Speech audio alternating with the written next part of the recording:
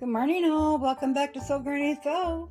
I hope you're all enjoying the weather, whatever you may be having at this time of year. We got snow here in Minnesota on Halloween, which is a totally unusual thing, but it was nice to see again. Today we're going to discuss some pre-cuts. I normally go for the 5-inch or the 10-inch pre-cut. That's just my choice. A lot of other people prefer like the fat quarters or even the yardage, actually. And it all depends on what you want to use. But in the end, we're left with scraps. So I tend to cut my scraps up in a 2.5 or 1.5 inch squares. And once I accumulate so much of them, I like to use them up.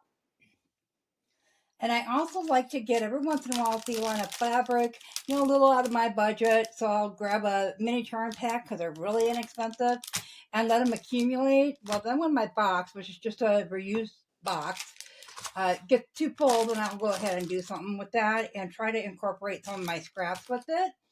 So with that being said, I took some leftover 2.5 inch squares, a pack of the Ruby Star Society Speckled, a pack of the Strawberry Ruby Star Society, 2 packs of the Juicy Ruby Star Society, and 2 packs of the Moda Bella Solids. They were different.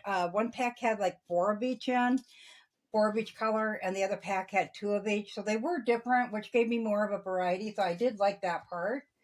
So when I put them together, I just do a basic square, a quilt out of them. And you could do it differently if you'd like. I just put them together. And so that 1/4 inch seam, and I always iron mine towards a solid, whatever I'm sewing, as far as these scrap quilts. So once we get there, I've been working on one this past week. That's why I haven't gotten a video out prior to this. Them sewn together and ironed flat. It'll look like that on the back. Just like I said, iron it towards the dirt or the solid is what I like to do. And then you've got a strip like this, and I just alternate prints and solids every other one. So once we have all of our strips put together, and I laid it out just to see how I wanted it, it looks like this. And I do have the majority of everything put together now, except for this. So I'm going to go ahead and bring that over. So I just put mine together, starting with the lightest to the darkest. And as you can see, I started in a corner, kind of, not straight across, to kind of give an ombre effect to it. I do have an ombre quilt I have in mind. And I wanted to experiment a little bit with it to see what colors I do like and don't like together. So this worked really good on that, for that purpose. So it's going to be a baby size quilt, and I don't have a rhyme or reason for it, but I figured I'd sew it together and see how it turned out. I do have the backing coming for this quilt yet, so I'm going to go ahead and get that last row put on and set it aside for now, because I did just order that last night from 3 Mini Charms. So another thing I wanted to bring up is the Moda Contest. So I'm not sure if any of you are interested, but Moda's having a 50-year anniversary contest, and they put out special fabric for it, really nice fabric. But they have 3 different categories in it, and it's a piece quilt, an art quilt, or a next generation quilter. And they must be 17 years or older. 75% of the quilt top has to be from the Moda fabric line that they come out for the 50-year anniversary. So it is kind of cool because it's got 2 different prints on the front and then 2 different on the back for the pre-cuts. And then on these, it's just the width of fabric. And then, of course, they have 4 different designs. So it is really nice fabric. Not quite ready to do this yet, though. I'm waiting for a ruler to come in, so I don't want to open that. And then I just picked up some other Moda she had that I can use for the backing on it and possibly the background, depending on what I do with it in the end. But the rest of the rules are for this. It's got to be 75% of that fabric on the quilt top. It can be 100%, of course. And then the other 25% can be any other kind of Moda, but all fabric in the quilt does have to be Moda. Let's see.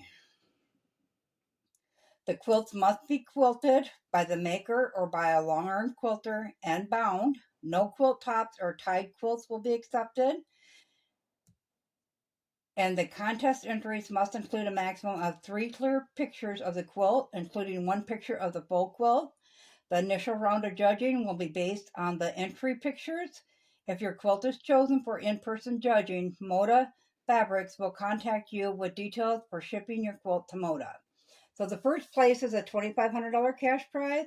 The second place is a $1,000 cash prize. And the third place is one Moda Fat quarter bundle every month for a year. So they do have some nice prizes for it. So the the quilt top needs to be done and entered along with the entry form by March 1st. It is only online entry form, and they do have the QR code on it to scan to get your entry submitted. The online entry form will open September 1st, 2024, so it is currently opened. And then, of course, it needs to be completed by March 1st of 2025. The qualifying entries for in-person judging will be notified in early April of 2025. So, and then the contest winners will be announced at the Fall Quilt Market in October of 2025. So if you're interested in something like that, I purchased my fabric from Silva over at 3minicharms.com. She does not have it listed on her website, but if you reach out to her, she'll be more than happy to help you with that.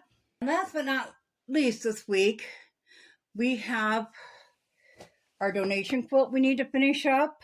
So I did, as you can see, get my backing in, and I have the top done. And we ended up at, I believe it was 59.5 by 58, or real close to it, that measurement. I will measure it out again in the video because we will need to cut the backing down and get that sewn together, as well as get it sandwiched together with the batting, get it quilted in, and then we're going to do a binding for it.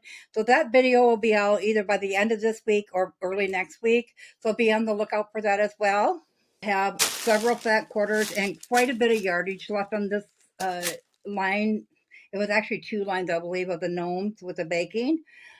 So we are going to do something else with that. I do have a pattern for an apron and a chef's hat for little kids. So I thought that would be kind of cute as far as Christmas gifts. So I might make up some of those as well. I will do a video on that so you can see what that is, what we end up doing with the rest of all that fabric.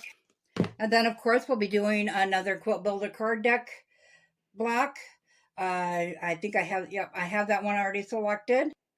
So this week's going to be a little bit busy. We're going to work our way through the videos and hopefully get them posted in time. So let me know in the comments below, you guys, what you're working on this week. As always, if you found this video useful, go ahead and give it a big thumbs up. It really helps our channel grow. If you haven't subscribed yet, go ahead and hit that subscribe button. We'd love to have you here at Sew Granny Sew. Thanks all. Have a great day. Bye.